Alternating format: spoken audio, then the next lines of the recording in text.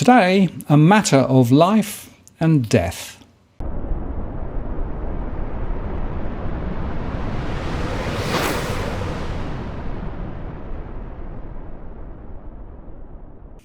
Hello again, it's Martin North from Digital Finance Analytics and Asbestos Awareness Australia.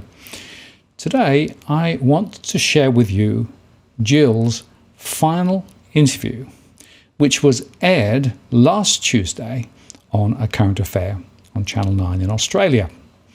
The story here is that the Tuesday before Gill died on the Thursday, Channel 9 came and interviewed her. So within 48 hours of the interview, she was dead.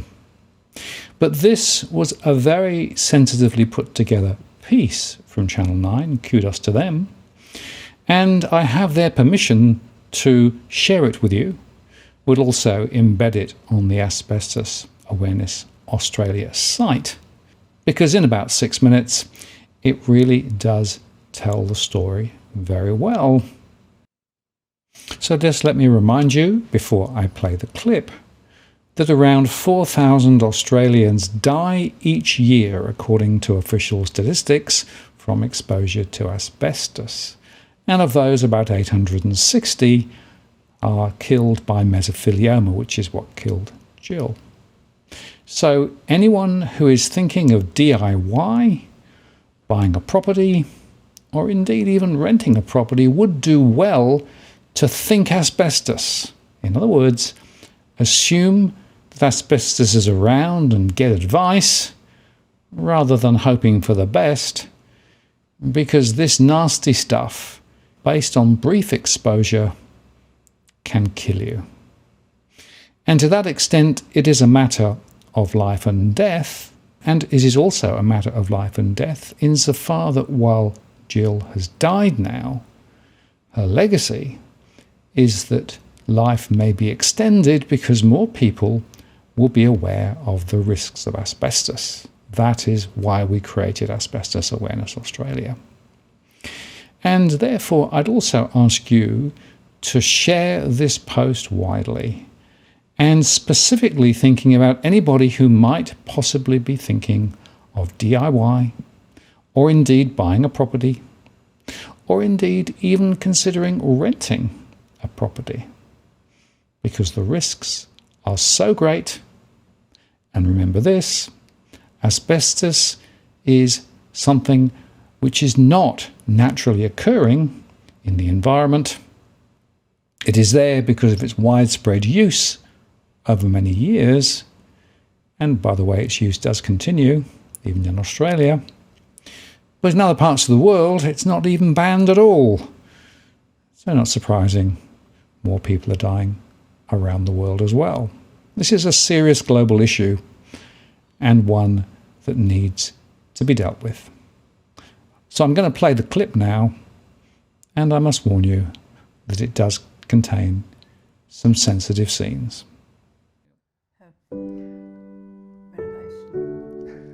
Martin and Gillian North have been married for 25 years, but they say that's not long enough. We've done a lot of good things though. We've done a lot of great things, but we had a lot of things planned, didn't we? We did, yeah. The couple robbed of their retirement years together. Gillian is dying in palliative care at her Thirroul home south of Sydney. We did have plans to travel, didn't we? Yeah, we did. Yeah.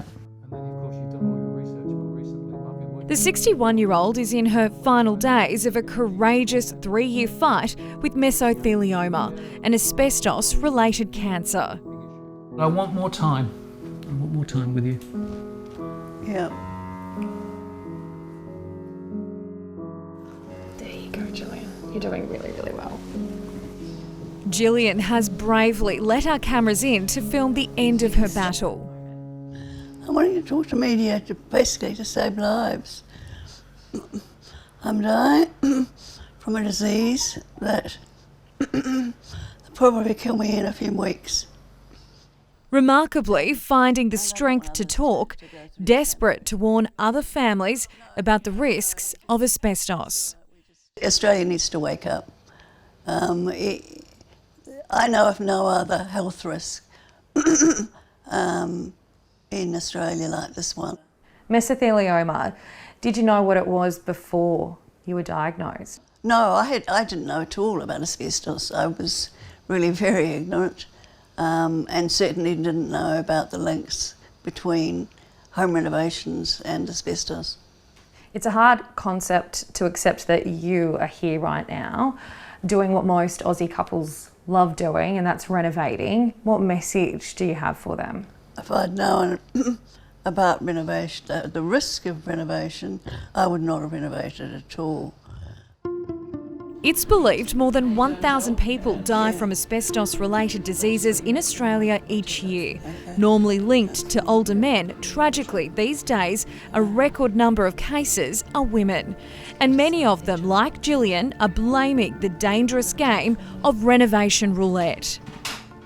What do you remember thinking, Gillian, when you were handed your diagnosis and essentially a death sentence? It was absolute shock. And I suppose here you are living proof that it can affect anybody. It can affect anybody. That's absolutely true. It doesn't discriminate. If you do DIY and you don't take precautions, you could kill yourself. Back in 1995, Gillian and husband Martin were living the Aussie dream.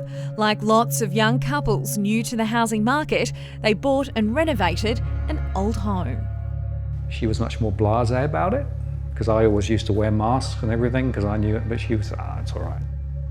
The couple convinced, Gillian developed the incurable cancer after unknowingly being exposed to asbestos. The problem with asbestos is it's not easy to spot.